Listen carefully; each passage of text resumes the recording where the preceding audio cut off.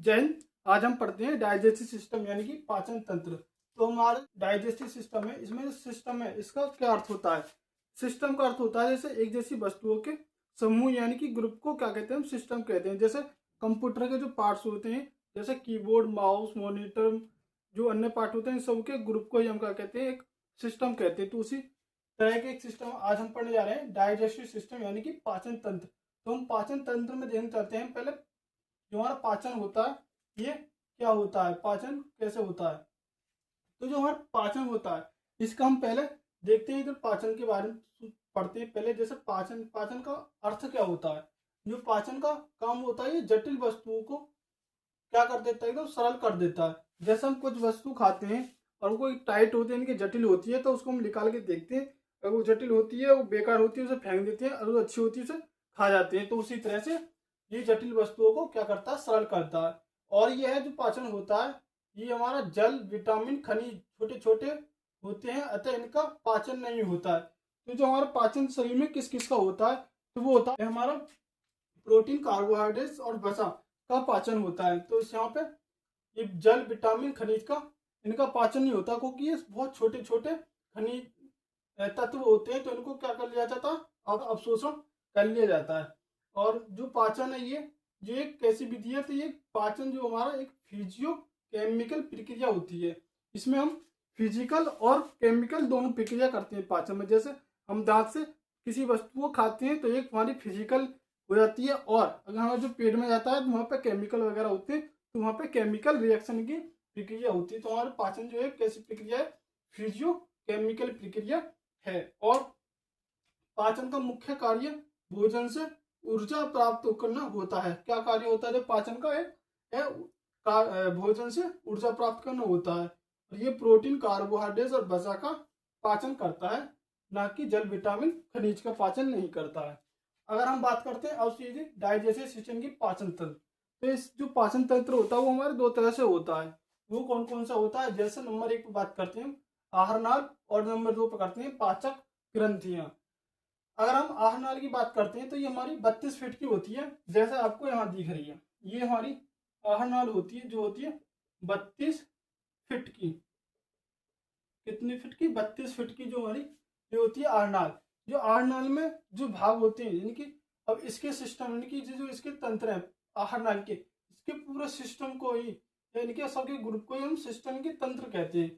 जो इसके जो आहार नाल है इसमें से क्या क्या भाग लेते हैं, जैसे पहले आती है हमारे मुख गुहा। जो हम वहाँ पे क्या करते हैं, मुख गुहा होती है, पहले वहां से भोजन को निगलते हैं। उसके बाद ये ग्रास नली, जो मुख गुहा से आगे जाकर हमारी क्या आ जाती है, ग्रस नली में आ जाती है। और इसके बाद आते हैं अमावस्या यानी कि पेट। ये हमारा होता है पेट, इसमें आता है। और जो हमारा ये बाहर दिखाया जाता है ये होता है उदर। और जो हमारा पेट होता है वो होता है अंदर ग्रस नली के नीचे।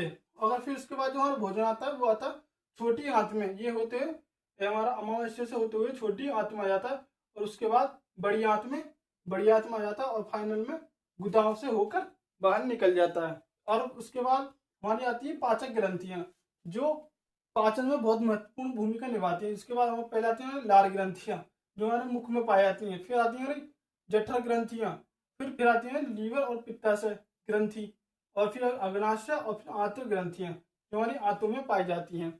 तो इसको पहले नोट कर लें, फिर हम अपने जो हमारा आहार नाल है इसकी जो पार्ट है, मुख गुहा, ग्रस नली, अमावस्या, छोटी आंत, बड़ी आंत, गुदा, इन सभी को हम एक एक करके पढ़ेंगे। तो पहले आप इसको नोट कर लें। अगर आपने उसे नोट कर लिया हो तो हम चलते हैं आगे। जैसे हमने कहा था कि पहले हम एक एक बिंदु को लेकर चलेंगे। हमारा पहला बिंदु आ गया मुख गुहा। तो इसमें हम देखते हैं कि मुख गुहा में हमारी 3 जोड़ी लाल ग्रंथियां पाई जाती है। वो होती है हमारी पैरोटिड, जो सबसे बड़ी ग्रंथि होती है। अगर इसकी मात्रा सांप में ज्यादा हो जाए तो वो जहर का भी काम कर देती है। और दूसरी हमारी सबलिंगुमल और सबमेंडिबुलर, ये हमारी है प्रमुख, ये पढ़नी है बात। और अगर हम बात करते हैं जो हमारी मुख गुहा है इसमें 1.5 लीटर प्रति डे क्या बनती है, लार बनती है। और इसमें 4 एंजाइम होते हैं। हमारी लाल ग्रंथि में 4 एंजाइम होते हैं, वो होते हैं लाइसोजाइम, टाइलिन, डाइस्टेज और म्यूकस। जो हमारा लाइसोजाइम होता है ये जीवाणुनाशी होता है। जो ये जीवाणुनाशी होता है जो हम किसी वस्तु को खाते हैं, तो किसी वस्तु के साथ अगर हमारे मुंह में बैक्टीरिया जीवाणु जाते हैं तो वो इसको मारने का काम करता है लाइसोजाम, जो जिसे कहते हैं जीवाणुनाशी।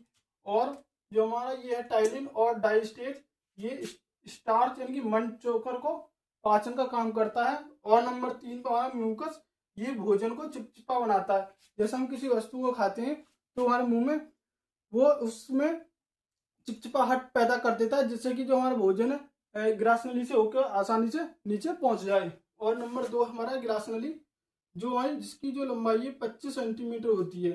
ये हमारी 25 सेंटीमीटर क्या होती है, इसकी लंबाई होती है। ग्रास नली होगा, ये हमारी मुख गुहा है। इसके बाद ग्रास नली जो 25 सेंटीमीटर की होती है।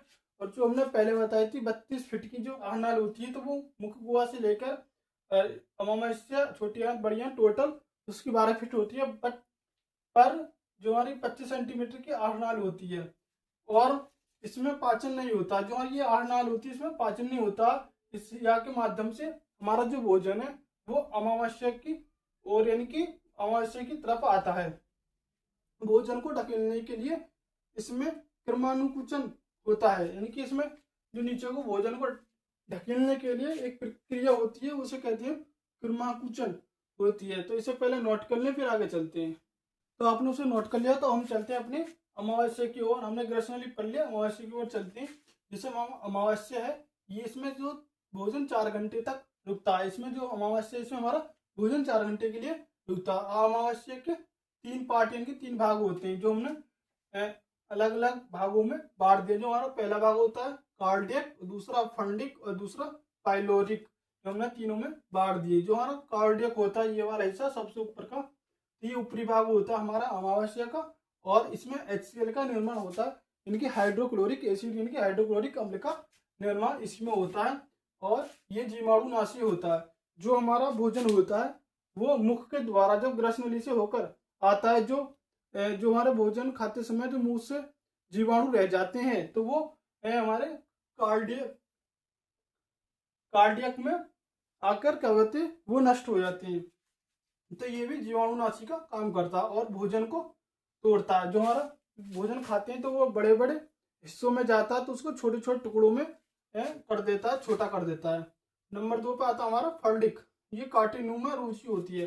जो हमारा स्टोमच, इसे इंग्लिश में स्टोमच भी कहते हैं, जो स्टोमच का दूसरा भाग होता है, ये इसमें काटिनुमा रुचि होती है, जो भोजन को रोक कर रखती है और भूख लगने पर चुभता है। जो हमें भूख लगती है, जो भूख लगने पर हमारे पेट में चूहे जो कूदते हैं, वो यही चुभते हैं कि लगती है जैसे हमारे पेट में चूहे कूद रहे हों।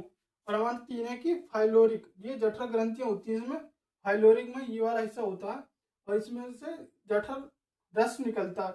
और 2 तरह का, एक रेनिन और एक पेप्सिन। जो वहाँ रेनिन होता है, ये दूध को दही में कन्वर्ट यानी कि दूध से दही बनाता है। और ये प्रोटीन यानी कि पेप्सिन, जो पेप्सिन प्रोटीन यानी कि पेप्सिन जो होता है, ये प्रोटीन को पेप्टोन में बदलता है। इससे आगे का हम नेक्स्ट वीडियो में कर पढ़ाएंगे। अगर हमारी वीडियो अच्छी लगी हो तो वीडियो को लाइक करें, चैनल को सब्सक्राइब करें। जय हिंद।